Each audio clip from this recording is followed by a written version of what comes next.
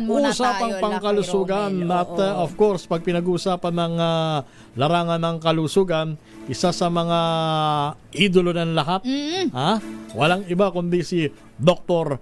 Gary C. Magandang umaga, Doc Gary C. Ay, magandang umaga, Sir Romel at Jackie. Good morning. Sa lahat ng mga nanonood, good morning po. Ayan, at dahil malapit na naman ang pagbubukas ng klase, ay, hindi, yung iba, Oo, nagbukas na. nagbukas na ng klase. Yung iba naman sa collegiate level, Iba-iba yung schedule. Iba-iba ang schedule. Oo. Pero karamihan, lalo na sa public school, ay nung nakalipas na linggo pa nagbukas ng klase. At syempre, pagka opening ng klase na naman, bugbog sarado na naman yung mga estudyante sa pag-aaral. Oo. And kailangan nila of course ng alalay sa kanilang pag-aaral. Kailangan nila ng energy. Yes. At sa puntong ito, malaman natin kay Doc Gary C. kung ano yung tip na maaari niyang ibigay sa mga mag-aaral para madagdagan yung kanilang talino, madagdagan yung kanilang puwersa sa pag-aaral. Tsaka yung mga ano din, no, Lakay, Doc, yung mga student athletes. Ayan. Ba, Oo. ano din yun? Bugbog, lalo. Hindi lalo lang yung yun. katawan ang Oo. dapat nating alagaan, di ba? Oo. Kundi pati yung mental health natin. Doc Gary C., magandang umaga po. Ay, magandang umaga ulit, Sir Romel and Jackie. At tama yung sinabi nyo na may mga klase ngayon na nag-umpisa na at meron naman by next month pa. But mahalaga yung tamang paghahanda rin ng mga estudyante. Hindi lang yung mga magulang naghahanda ng gastusin. Dapat mga estudyante naghahanda rin. At sa panahon ngayon, maraming mga estudyante na maaring nag-skip ng meals, hindi kumakain sa tamang nagmamadali, oras, nagmamadali. Lalo na pag na-late ng gising. At hindi balanse yung mga kinakain. At lahat ito, maaaring maiugnay natin sa may kinalaman sa productivity nila bilang Yan. estudyante. So, palagi ko sinasabi sa mga pasyente ko na ang nutrition ay hindi lang para sa mga sanggol o sa mga senior citizen.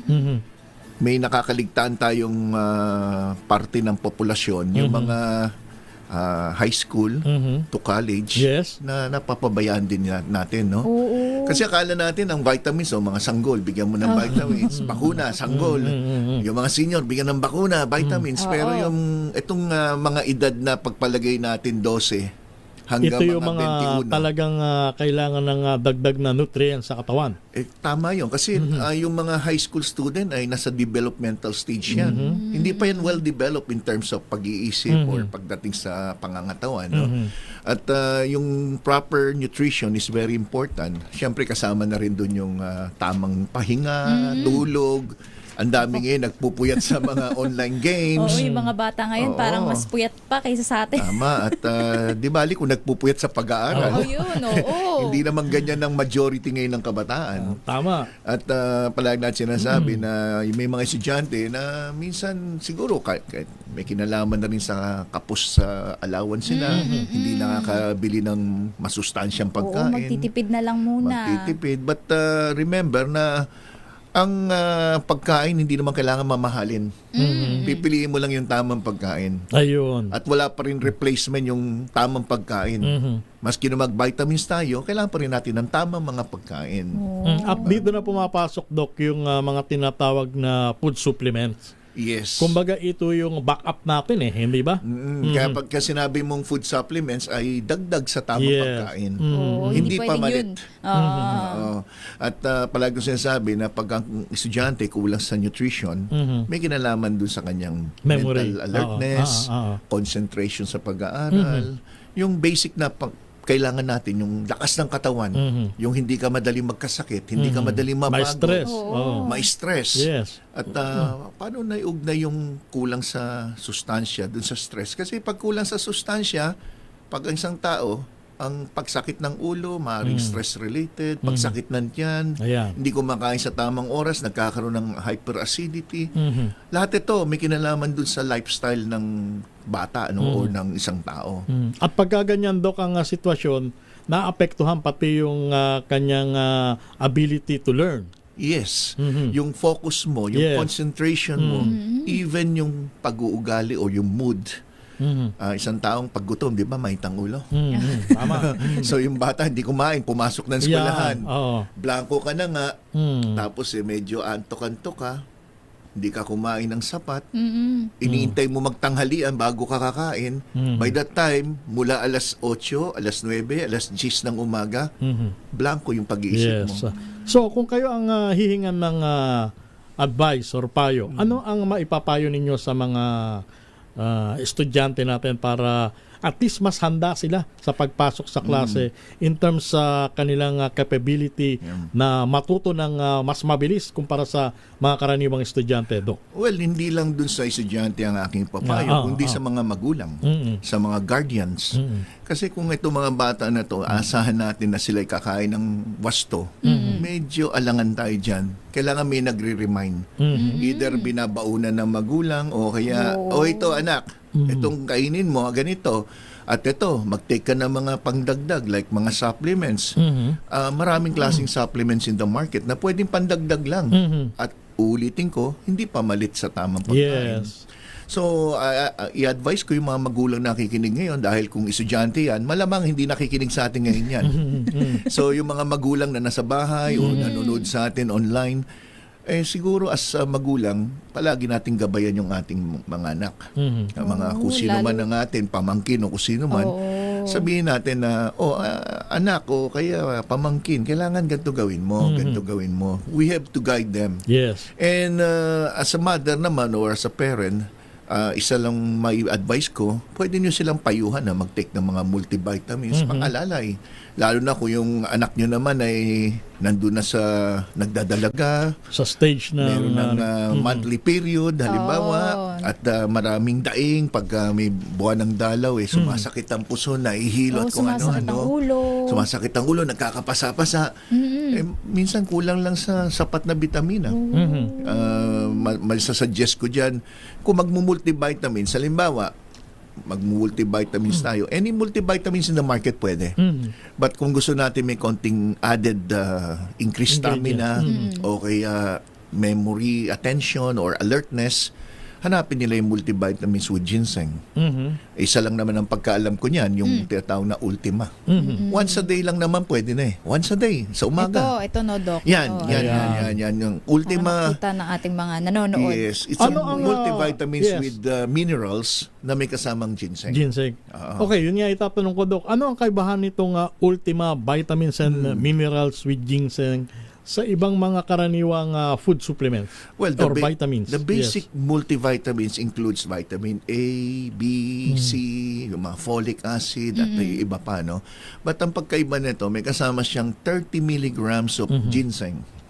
Napakababa niyan. Yung baba niyan is enough para magkaroon ka ng mental stimulation or gising ka, alert ka.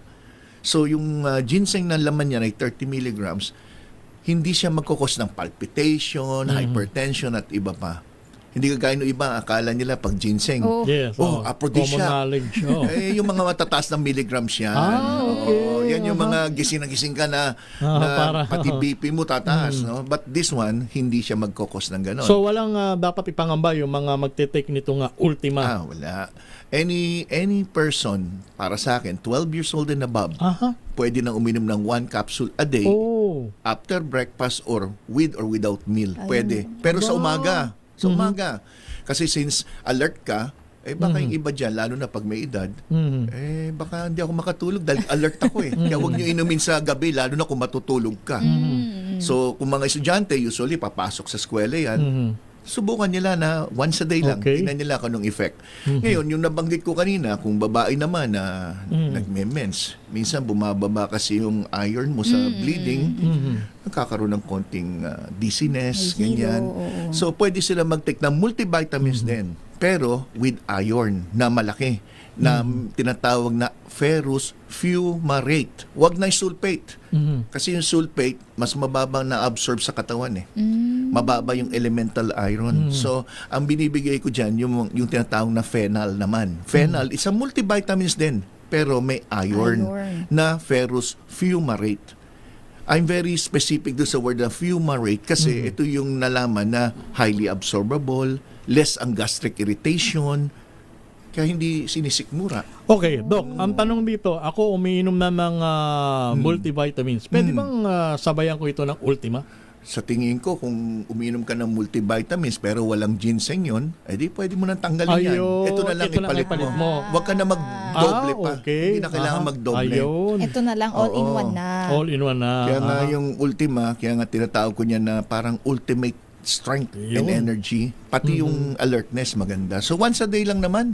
Mhm. Ipagkakait ba natin yung once a day na ang halaga halos 11 pesos lang yata yan. 12, mga ganun lang. Once a day iinumin. After breakfast, mas maganda. After breakfast. So halimbawa, umiinom ako ng yung mga tinatawag na maintenance medicine. Pwede rin ba itong isabay? Pwede. Pwede rin Okay. isabay. Wala siyang contraindication pagdating sa mga gamot. Wala Okay. siyang Hindi contraindication. maepektuhan po. Hindi. Actually, maka-enhance pa yan. Because nakakatulong ang mga multivitamins para maging normal ang paggana ng katawan mo. So, ang laman niya na, kumbaga sa halo-halo, may konting sago, konting gulaman, konting ube, makapuno, ganyan, as a supplementation para mapunuan yung konting pagkukulang. Pero kung Ayun. napakalaki ng pagkukulang, halimbawa, talagang bagsak na yung immune system mo, doon pumapasok yung bibigyan ka ng purong vitamin C na may zinc. Meron din sa market yan, yung purong vitamin C with zinc, hanapin nila yung Zivas. CI Victory AZ. Sivas. Once a day or twice a day, depende sa recommendation din ng doktor, depende rin sa kahinaan ng katawan. Sa mga atleta, ano ang advantage pagka uminom ka ng Ultima? Ay, malaking bagay yan because yung mental alertness mo at saka yung endurance mo mas maganda. So usually pag athletes, ina-advise nga pwedeng twice a day. Twice a day. Twice a day. Usually meron ng isang yung mga sa Coast Guard, meron silang rowing team. Nag-champion yan ang maintenance nilang supplement Ultima. Ultima. Ayun. So maganda pala ito, Doc, dun sa mga nag-gym, ano? Nag-gym Ayan. o mga athletes, estudyante. Actually, walang pinipili. Basta kung kailangan mo ng pangdagdag suporta, bukod sa kinakain mong tama, mag-take ka ng Ultima once a day. Any kind of activities pwede. In short, ito nagpapalakas ng immunity. It's more of the strength, stamina. Pag immunity, usually we recommend high dose of mga vitamin C with zinc. Doon pumapasok yung Sivas na binanggit ko kanina.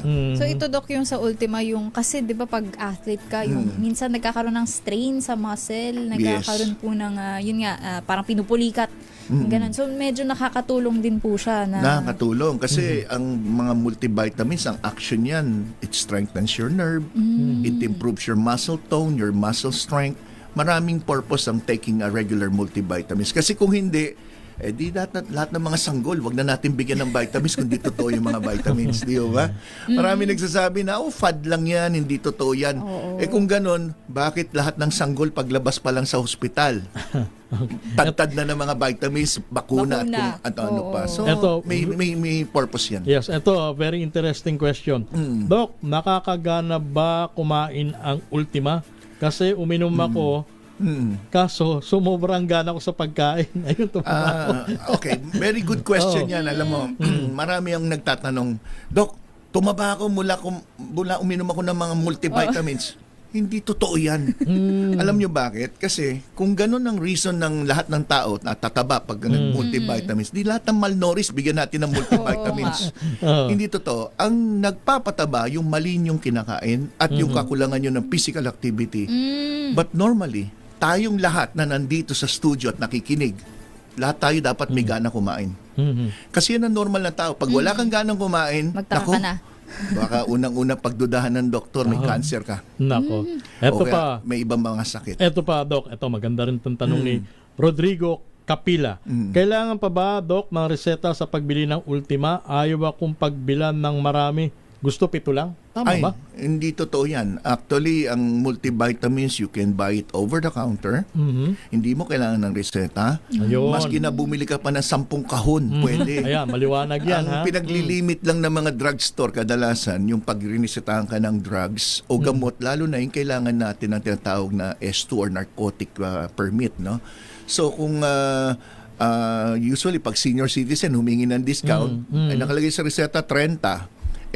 binili mo 30 na, kinabalikan, pagbalik mo, sasabihin, bakit? Ubus na, nagamit mo na yung 30. Usually, sa mga humingi ng discount o sa mga gamot na kailangan talaga ng reseta. At But ulitin ko lang. supplements, hindi. Ulitin ko lang, Doc, ito pwede to sa mga may edad kahit 12 years old, ha? 12 years old and above. Ayan, Ngayon 12 may years magtatanong, Doc, 85 ako. 12 years old and above. above. May magtatanong, Ayan. 95 ako. 12 years old and above. Ayan. Yan. Malino yan, ha? Kaya yung mga magulang, ayan, pwede nyong bigyan ng ultima. Ha? Yung inyong mga anak bago pumasok sa school sa umaga. Tama yun. Ayan. Ito na lang. Paano naman, Dok, halimbawa nga ako ay diabetic halimbawa or mataas ang BP ko. Advisable din ba na ako ay uminom ng Ultima? Wala akong problema. Walang problema. Any medical problem pwede, except kung may allergy ka doon sa Ayun. sangkap ng Ultima, na which is sa lahat naman, pag may allergy, di wag mong inumin. Ayun. Ayun, Sige. bilang panghuli na lang, no, sabi nga ng ating pambansang bayan ni Jose Rizal, no, Doc, ang kabataan ng pag-asa ng bayan. Yes. Kaya Doc Gary, bilang pagtatapos, anong bilin po ba ninyo sa mga estudyante at mga magulang para matiyak na malusog at may sapat na lakas ang pag-asa ng bayan? Well, tama naman si Dr. Jose Rizal na ang kabataan ang kinabukasan ng bayan. Pero sa ngayon kasi sa mga balita, parang sila ang sumisira ng kinabukasan. Pero hindi naman lahat. Kailangan Hindi naman natin, lahat. Marami. Kailangan natin talaga Yes. gabayan ng mga magulang. Yung pagtuturo diyan na hindi naman pwedeng iasa lang sa mga teacher o kagaya natin, kundi tulong ng magulang. Ayan. And at the same time, importante rin na habang bata pa lang, bigyan na natin sila ng sapat na mga paalala pagdating sa nutrition, exercise, matulog, wag puro sa laro ng online games, maupo Puro cellphone. soft drinks. Dapat gabayan talaga natin kasi yung utak nila, yung development nila, ngayon pa lang nakasalalay sa kanilang ginagawa sa lifestyle nila. Ayan. So, last question on my end. sige kung gusto nyo makita ng personal, si Doc Garisi, paano po kayo nila makikita ng personal? Pwede sila pumunta rito tuwing Tuesday. Ayan. At sa clinic nyo, of course. Sa clinic ko, sa mga unang-una, sa mga nakikinig ngayon, nanonood, pwede nyo po akong sundan sa aking Facebook page and YouTube channel, Gabay sa Kalusugan, Dr. Gary C. At bukas, i-plug ko Go na ahead, rin. go ahead, please. Tomorrow at 7 p.m., magbibigay po ako ng paliwanag tungkol sa pulmonary tuberculosis. Mapapanood sa YouTube, Gabay sa Kalusugan, Dr. Gary C. Maraming What time mga is that? tanong. What time? 7 ng gabi. It's about TB or spot. Maraming mga tanong, marami silang pangamba, at ipapaliwanag ko lahat, pati yung ano mga gamot, ano yung mga simptomas, nakakahawa ba to, lahat yan ipapaliwanag. In short, ko bukas. libreng consultation on Consultation. air. Parang ganun na On air, mangyayari. online. Yes. So Yes, tomorrow yan. At sa mga nagtatanong about my clinic, andun na rin po sa Gabay sa Kalusugan, Dr. Gary C. Facebook page. Nandun na po yung mga details. And your cellphone number, baka doon sa mga Yes. interesadong kontakin kayo. Andito yung... Cellphone number ng clinic yan, no? Kasi baka may makipag textmate sa akin na Oo nga senior eh. citizen eh. so ang number ng clinic ay 0917-577-7675. Ayan, ulitin ko 0917-5777-675. Yan. At Okay. meron din yung landline, yung 8911-1314. Yan po yung sa clinic. Yes, yan yung sa clinic. Ulitin ko lang, 8911-1314. Yan. With Maraming that, salamat. Doc Garisi, maraming salamat Thank ulit. you. po, Thank you sa inyo, Sir Romel and Jackie. At Maraming magkikita salamat. ulit tayo sa Martes. Ayan. See you. See you again. Ayan. At ang oras sa 8 minuto, makalipas ang alas 10.